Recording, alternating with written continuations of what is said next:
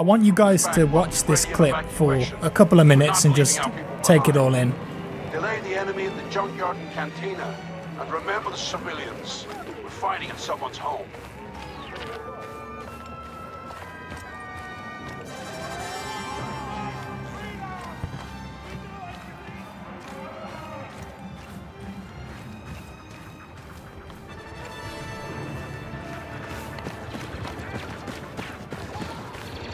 Anyone out there? We're losing the junkyard!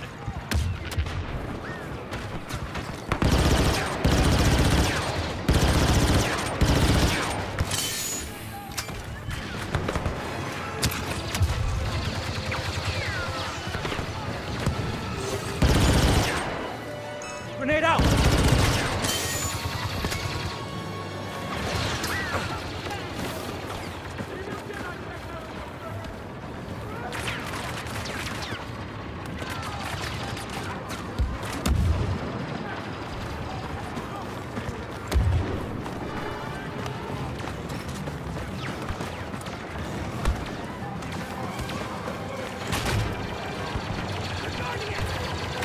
They're storming the cantina!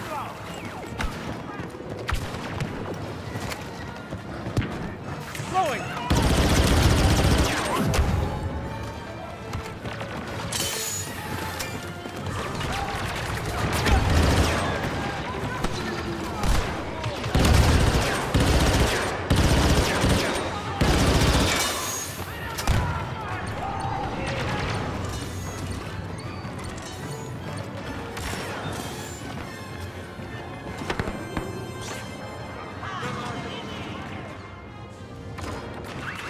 Losing ground in the junkyard! Where's the captain? Grenade out!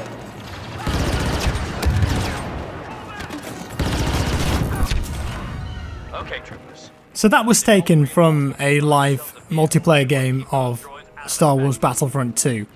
And I've been playing it a lot more recently, and over the last couple days I wanted to exclusively play in first person mode because I don't think you often really see that much first person footage or videos of this game on YouTube and on Twitch, and you'll know the main reason for that is because you can also play this in third person, and playing in third person gives you a big advantage. You've got a much wider field of view, you've got better spatial awareness of the threats around you, the kind of cover that you're in or standing behind, and the game is generally a bit easier if you're playing in third person. However, first person in this game is a whole nother level, and I've gone back and I've been playing some Galactic Assault rather than the new Capital Supremacy game mode, and there's just a lot of new experiences in here that I didn't get to play when the game came out because I just abandoned it. And I think that first clip shows just the level of detail and how awesome graphically this game looks. I mean, at times it is photorealistic, and this is the max settings on PC, DX12, everything is turned up to ultra, and it's just so damn immersive and very impressive. I mean, Galactic Assault here on Geonosis, it just gives you this vibe of a massive battle that's going down. And I didn't realise that this was available in Galactic Assault. I'd only played it in Capital Supremacy. And this here, Crate. So I think I was on holiday when this came out, and it's just such a cool map.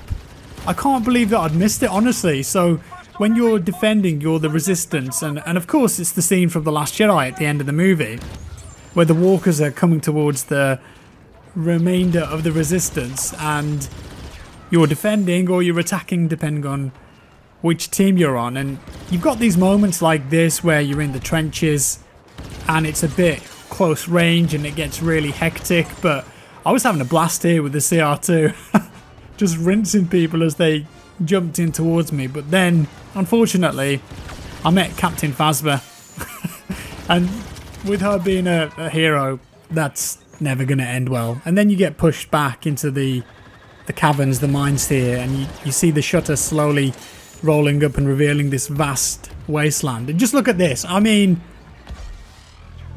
I was speechless when I played it. I just had to turn the HUD off and just take in the graphics and the detail. I mean, I'm there. I'm in the movie. It looks photorealistic at times. The detail, the way the walkers are leaving the red footprints in the salt.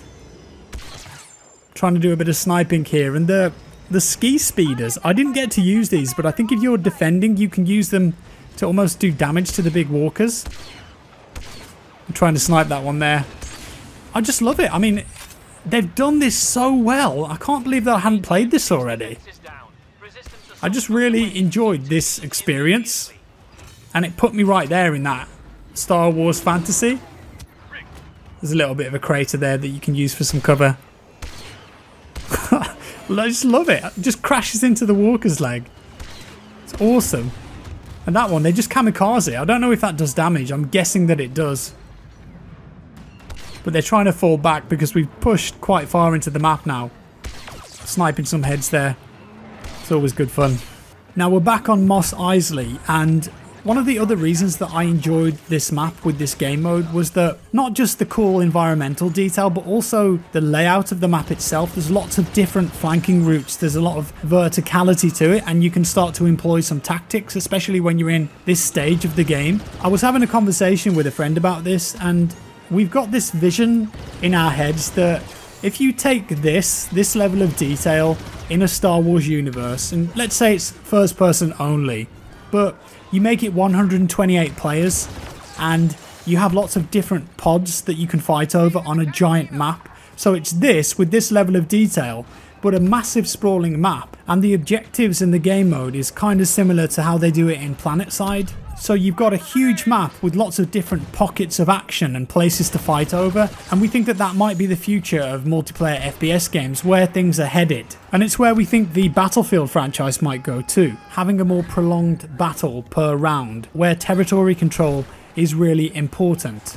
So Mos Eisley might just be one section of the map, but then there's another big section where you're out in the desert and there's more tanks and air vehicles and speeders. And you just get this giant combined arms feel in a Star Wars universe. And playing this, it started to give me that impression at times, and really it's what made me think about that concept. It inspired me to be positive and look forward to the future and think about all of the awesome possibilities for gaming. So Battlefront 2 for me at the moment, it's one of those games that I like to jump into it every once in a while and just play for a couple hours, because after a few hours I tend to get a bit burnt out with it. And again, we were discussing this, why does this happen? Well, for me personally, I think at times there is a lack of depth in this game, and obviously DICE have designed it that way with it being a Star Wars game, and what I mean by that are certain elements of the core gameplay. I'm not talking about stuff like the star cards, because there's obviously a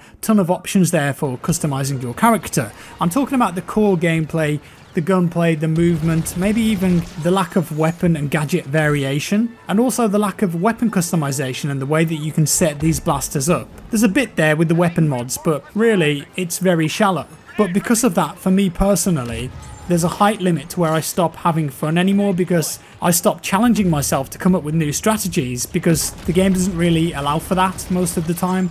And this isn't me bashing the game or knocking it. I think it's a really fun Star Wars game. I can have a blast with it for a couple of hours with friends, just on my own. It's the way that the game has been designed, and obviously it's very popular. You see it all the time on the PlayStation best sellers, so it's obviously doing very well. I think in particular on console, this will have a massive player base. It's a great game now, and more importantly, the sentiment of the community is really strong. People love the community manager, they love the developers, and it feels like the team that are making this really know what the player base wants. There's a load of positivity there from a game which, when it launched, was just completely overlooked and shrouded in the whole pay-to-win loot boxes shamble. There was a ton of negativity, and it felt like it was just dead. So the fact that they've turned it around is so damn impressive. But after I've played it for a couple of hours, I come away and I often think to myself, this could be so much more and so much bigger. And this is just a personal taste thing for me, and I may be wrong about this. But if there was more depth and more options, more tactics, more team play, I'd be way more invested and it would become a regular game for me. And what you're watching here on the screen at the moment, this is one of the reasons that I start to get turned off with the game. Some of the maps have these big open areas, like I showed you at the start of the video, but a lot of them at certain points also just dissolve into this. A room which one team has to secure and the other team has to defend. And there's usually 2 ways in for the attackers and not really many flanking routes. And this is what you end up with. People waiting outside automatic sliding doors, occasionally throwing a grenade. You'll be killed, you'll respawn, you'll run back there. The people are still waiting there to go into the objective area.